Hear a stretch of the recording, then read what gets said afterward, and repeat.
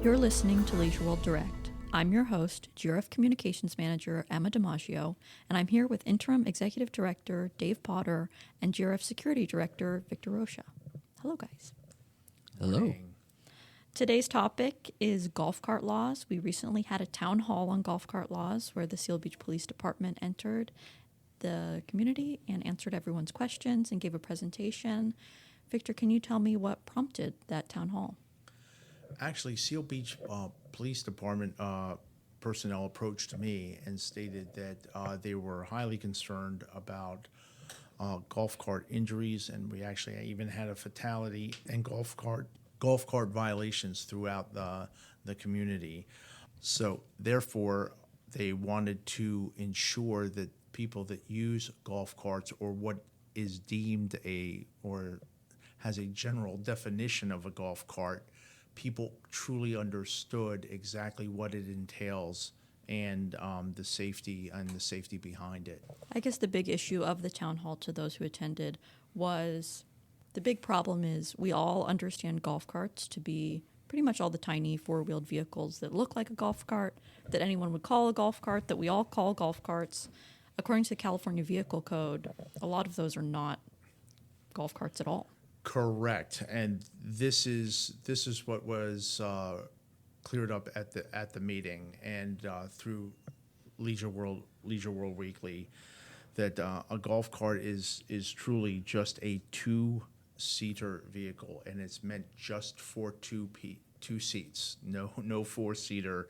Has to weigh less than 1,300 pounds. Can't go over 15 miles an hour. And that's when many of the residents had issues and questions regarding that, because, again, you say the word golf cart, there's a broad brush that's painted there. So it was a matter of defining it specifically. And it's in everyone's benefit to have a golf cart that meets those requirements. It has to, because if it does meet those requirements, it only holds two people, it's less than 1,300 pounds, it goes at a max speed of 15 miles an hour, then you don't need a driver's license to drive it in Leisure World. You don't need vehicle registration, you don't need vehicle insurance, but if your golf cart goes 20 miles an hour or holds four people, then there are a bunch more requirements that they detailed to us. Absolutely. All of a sudden it switches from a golf cart to a low-speed vehicle. And then according to the vehicle code, it's basically just a regular motor vehicle, and the operator has to have a driver's license. It needs to have headlights, taillights, everything that a vehicle has, even right down to seat belts. And it has to be registered by the DMV and have separate vehicle insurance. Right now, your golf cart can have homeowner's insurance attached to it, and that's okay. But a low-speed vehicle needs its own vehicle insurance. So a low-speed vehicle is treated exactly, in the eyes of the law, it's treated almost exactly the same as the car that I drive to work every day. You are correct. Okay. And you could get insurance for it through who you get your car insurance through. Oh, absolutely. Absolutely. One of the problems I heard coming up pretty frequently in the town hall is that people, to get that insurance and registration, need a VIN number. Vehicle identification number, correct, just like you have on your vehicle. I have done some research on this, and I'm waiting for the DMV to return my call and also I've also reached out to AAA. And what my understanding is that you can register your low-speed vehicle without a VIN number, hand in all the proper paperwork, and a VIN number will be assigned to you by the DMV. That I am verifying. However, I am going to get verification of that. That's what we're learning from the DMV website and other websites that's possible. What is the police's goal, and security's, I guess, in spreading this information to the community? What are both of those entities trying to mitigate the worst case sort of scenarios, or the things that are happening that shouldn't be happening? It all comes down to safety. Imagine just going 10 miles an hour and you hitting a pole or not seeing a pedestrian. Some of these golf carts are or what's deemed as a golf cart are going 20, 30, 40 miles an hour, and not a lot of bumpers there, not a lot of safety equipment. Most don't even have seat belts in them. So when they hit somebody or hit something, it's not going to end well, and that's what Seal Beach is really focusing on. I'm sure we spoke as well about driver's licenses, not needing a driver's license for a golf cart. A lot of people operating what's actually a low-speed vehicle, you do need a license for. And it seemed that the police were also worried about unlicensed drivers driving vehicles with no seatbelts, with no turn signals, that go over 25 miles an hour in the community. And that's not just people that operate the golf carts.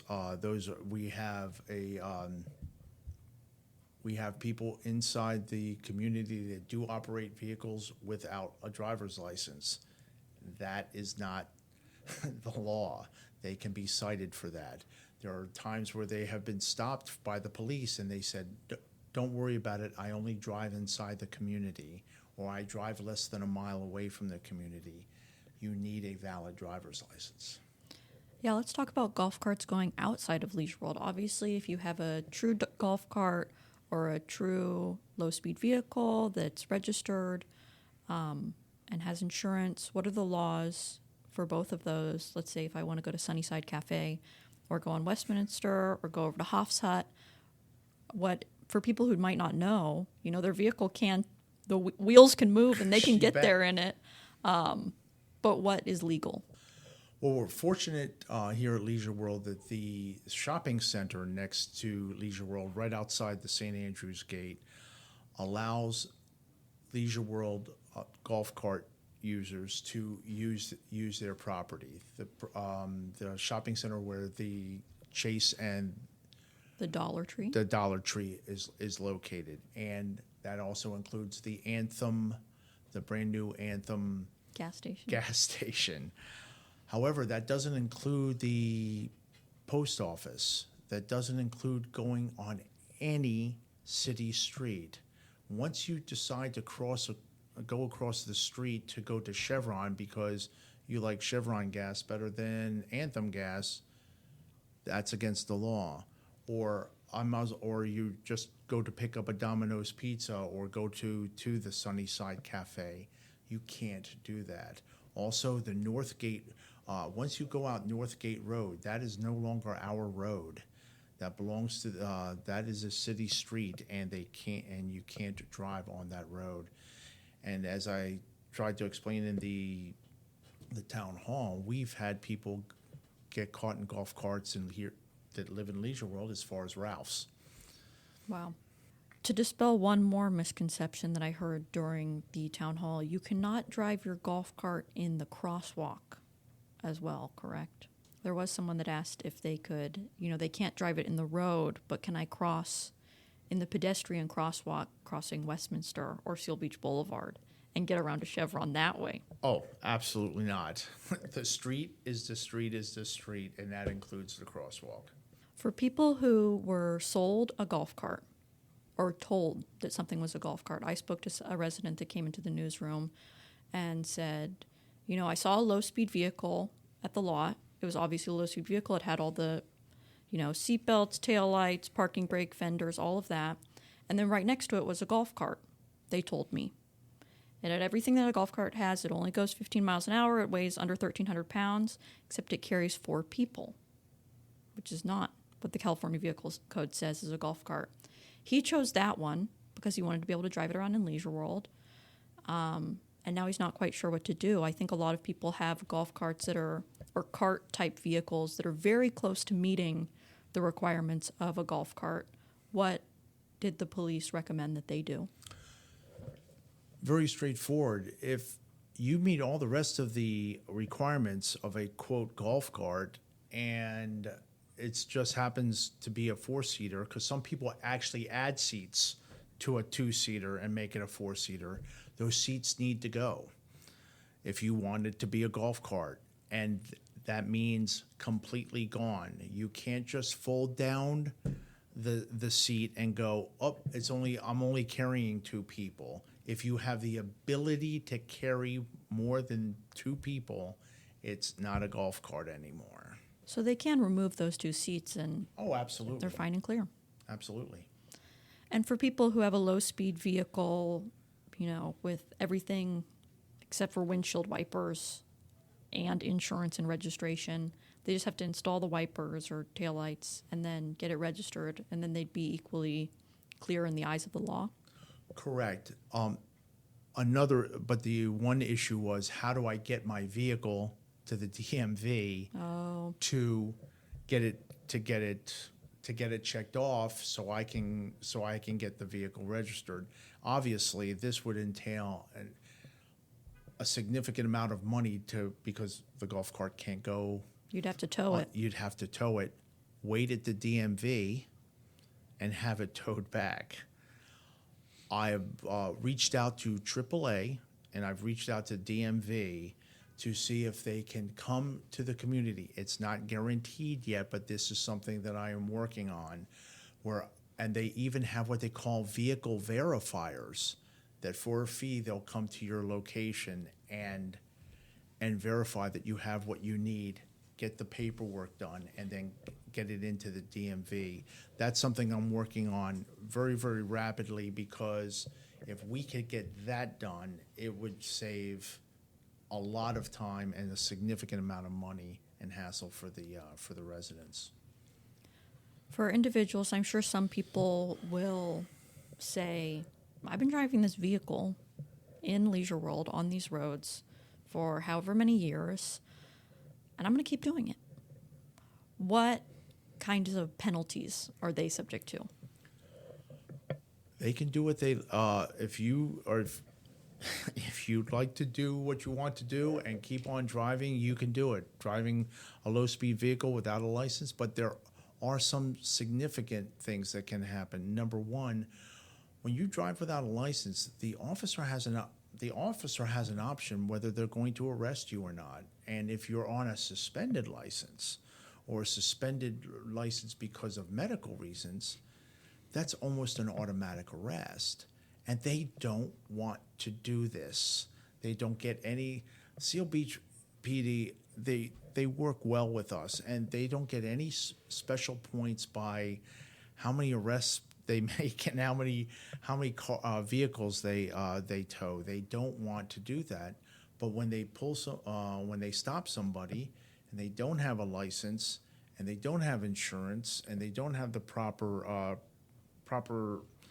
tail lights and brake lights and the things that they need, they have the option to tow your vehicle. And to tow a golf cart is the same as towing a vehicle. Right now, it's pretty close to $300 just to pick up the vehicle, $86 a day. Wow.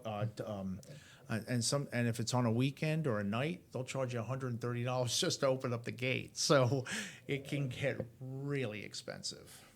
Is there anywhere residents can contact who, they have a golf cart, they hear all these requirements, they're maybe somewhere in the middle of a golf cart and a low-speed vehicle, they're not quite sure what they need, they're not quite sure what they need to add to their vehicle or take away to get on, one of these 2 sides of legality? Where can they go to for more information? Well, that's what I'm working on right now. They can call, if you're a member of AAA, you can call AAA. But unfortunately, when I've called these people, until they see your cart in person and see if it has even an odometer and see how fast it goes, and maybe check a website to see if the manufacturer says how fast that vehicle could go, they have to be here. So that's what I'm working on right now. So we could get somebody, and even from the DMV, I've requested to come down, and maybe we take a few Saturdays coming up, and and they can bring their carts in, and they can tell them, you're a golf cart, you're good to go, or you're a low speed vehicle. Here's the checklist to get what you need. Yeah. Hopefully you're able to get that to materialize. Oh yes, we're working desperately with them. What would you say to people who look at GRF leadership and say, why are the police even in here? Can we get them out? They used to, I hear at one point they weren't even in here. Correct. But now our streets are certified, just as the streets outside of our community are certified, and the GRF Board of Directors, since we are certified, could have Seal Beach Police Department come in and do moving violations, stop signs, speeding, the like, and then.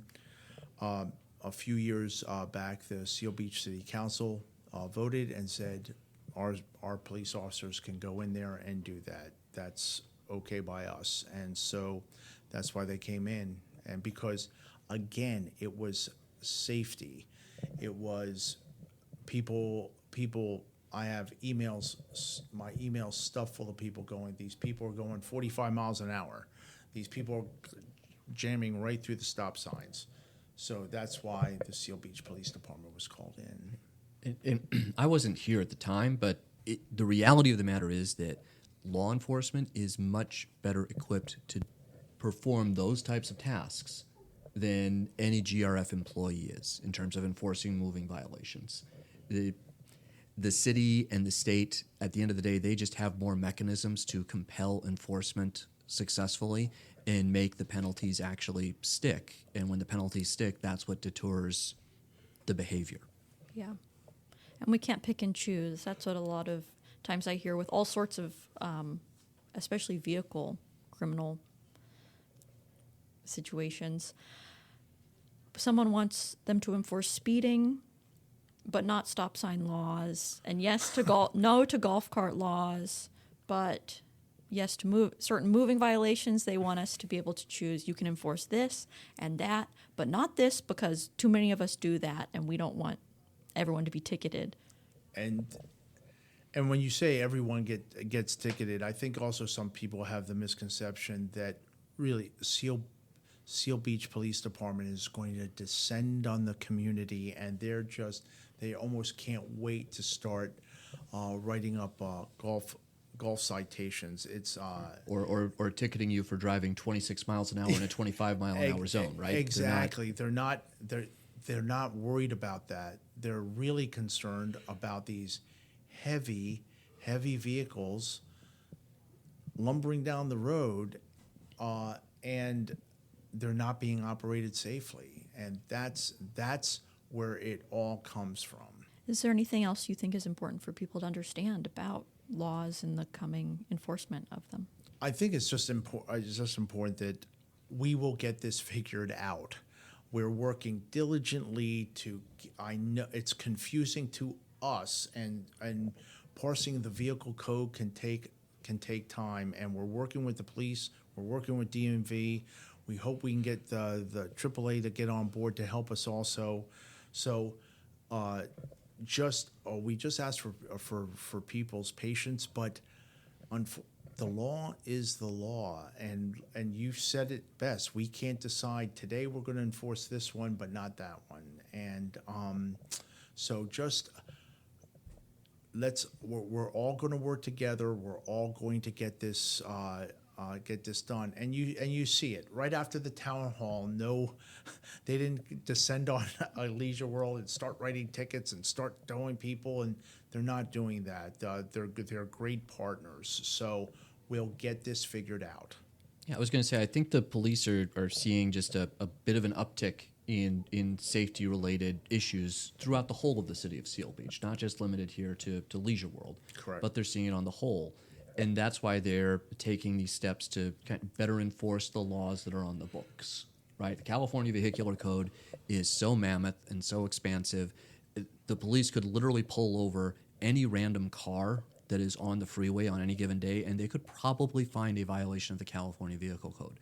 They're not looking to do that. Exactly. But if they're seeing the safety statistics for the city just start to creep up even just a little bit, they want to encourage people to behave more responsibly. and keep a closer eye on what they're doing and how their behaviors might impact others, not just themselves when they're driving these things. So I would, to my point earlier, they're not trying to ticket people who are driving 26 in a 25 mile an hour zone. But if you're doing 3 or 4 or 5 things outside of what the vehicle code defines as a golf cart, or just what you should be doing with any motorized vehicle, that's when they're going to be pulling you over, and they're going to be compelled to have a difficult conversation with you. Correct. This has been Leisure World Direct.